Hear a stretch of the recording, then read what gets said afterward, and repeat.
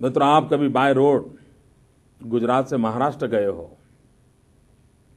तो महाराष्ट्र और गुजरात के बीच में भिलाड चेक पोस्ट आता है और उधर महाराष्ट्र की तरफ ओछाड़ का चेक पोस्ट है और जितने ही व्हीकल वहां से गुजरते हैं उनको टैक्स चुकाना होता है। और जब ये टैक्स देते हैं और ये महाराष्ट्र का टैक्स का रेट और गुजरात का टैक्स का रेट समान है और हर व्हीकल को गुजरात के चेक पोस्ट पर भी टैक्स देना पड़ता है, महाराष्ट्र के चेक पोस्ट पर टैक्स देना पड़ता है। लेकिन गुजरात ने टेक्नोलॉजी को इंट्रोड्यूस किया है और उसका नतीजा ये है कि महाराष्ट्र से गुजरात की आय गत 4 वर्ष में 2 अरब 39 करोड़ यानी 239 करोड़ से ज्यादा ये इनकम गुजरात को ज्यादा मिली है। टेक्नोलॉजी के कारण ट्रांसपेरेंसी आते हैं, ग्रे एरिया बिल्कुल कम हो जाता है और उसका लाभ गुजरात को मिल रहा है। भाइयों बहनों, आज गुजरात हिंदुस्तान का ग्रोथ इंजन के रूप में सर्वस्वीकृत बन गया है। ये बात सही है कि गरीबी से भी लड़ाई लड़नी है तो उसका उपाय विकास है।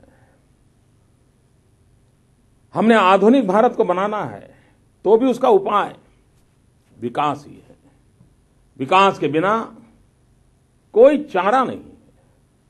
और इसलिए गुजरात ने पंचामृत योजना के तहत विकास की एक दिशा को पकड़ा है और साथ साथ पॉलिटिकल स्टेबिलिटी का भी लाभ हो रहा है। भाइयों बहनों, हमको कभी कभी गहराई में देखोगे ना तो आपको आश्चर्य होगा। गुजरात में पहले मुख्यमंत्रियों का एवरेज टेन्योर मुश्किल से 2.5 वर्ष 3 वर्ष रहा है। किसी न किसी कारण से सरकारें बदलती रही है और पॉलिटिकल स्टेबिलिटी के अभाव में नीतियां बदल जाती हैं। ब्यूरोक्रेसी को भी लगता है कि पता नहीं ये कितने दिन रहेंगे, वो भी काम करें न करें, कैसे करें, कितना करें, कब करें, उसकी दुविधा में रहती है।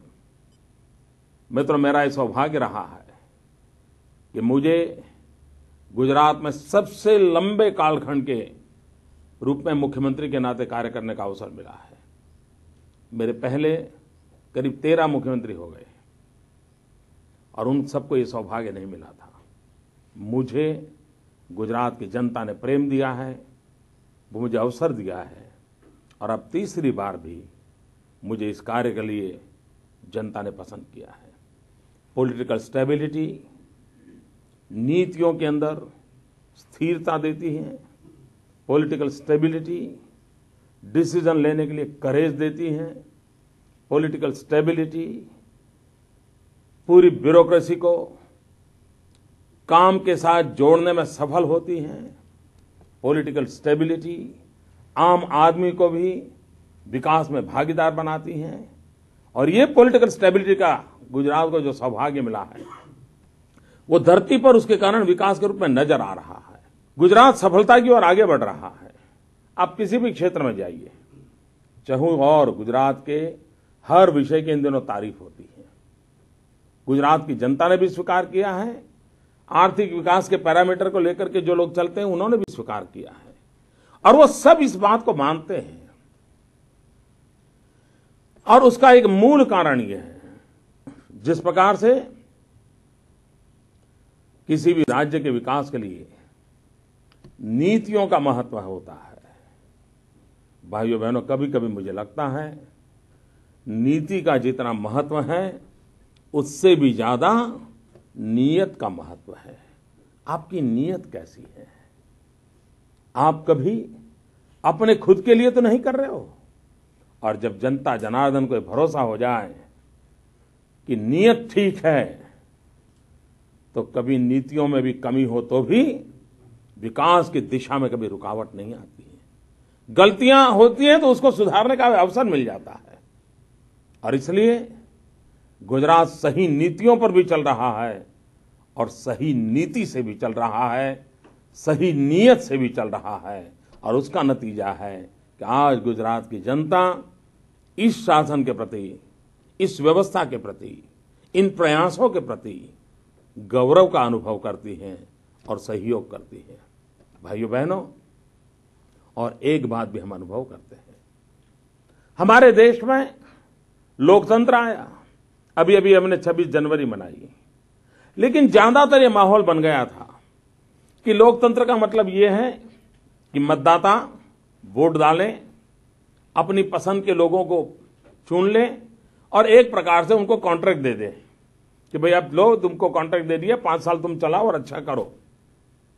मैं समझता हूं लोकशाही का ये सही अर्थ में स्पिरिट अगर लोकतंत्र का देखें तो वो इसमें नजर नहीं आता है। लोकतंत्र का स्पिरिट तो ये कहता है कि निरंतर जन भागीदारी होनी चाहिए, शासन व्यवस्था में जन भागीदारी होनी चाहिए, विकास की प्रक्रिया में जन भागीदारी होनी चाहिए, जनता को जोड़ करके काम करना चाहिए।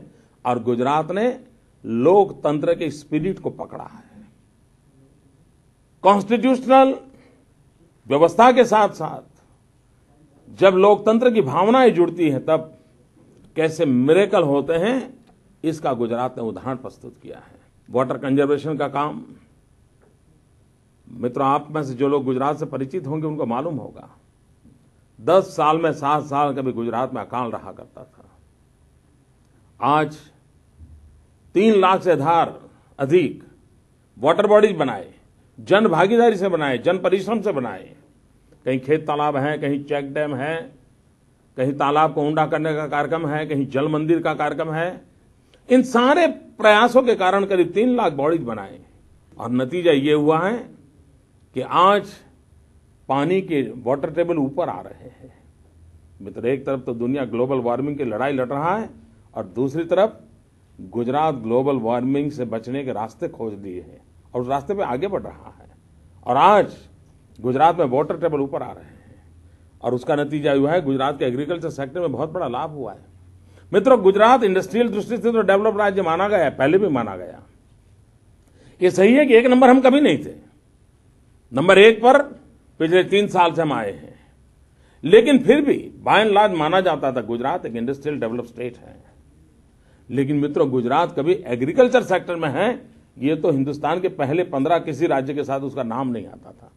आज आपको जानकर के आनंद होगा कि गुजरात का एग्रीकल्चर ग्रोथ हिंदुस्तान का एवरेज एग्रीकल्चर ग्रोथ 2% से ऊपर जाने में आंखों में पानी आ जा रहा है।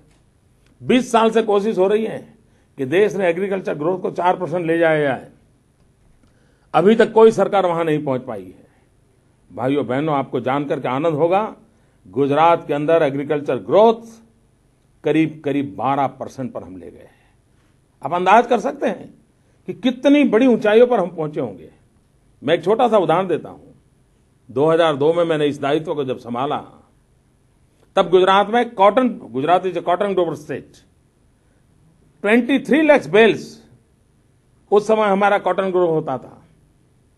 भाइयों बहनों, इस वर्ष 1,23,00,000 1,23,00,000 बेल्स कॉटन का प्रोडक्शन, यानी 5 टाइम इंक्रीज। ये अपने आप में आप देख सकते हैं कि एक बार अगर सही कामों को लेकर के चले हम तो कितना बड़ा परिवर्तन ला सकते हैं, ये इसका नमूना है। मित्रों, गुजरात एक ऐसा स्टेट है कि जहां पर जैसे आप अमेरिका के अंदर इंश्योरेंस होता है, आपका अपना हेल्थ कार्ड होता है, उस हेल्थ कार्ड के कारण जिस भी अस्पताल से आप जाते हैं आप टोटली कनेक्टेड रहते हैं, आपकी पूरी हिस्ट्री आपके पास उपलब्ध रहती है।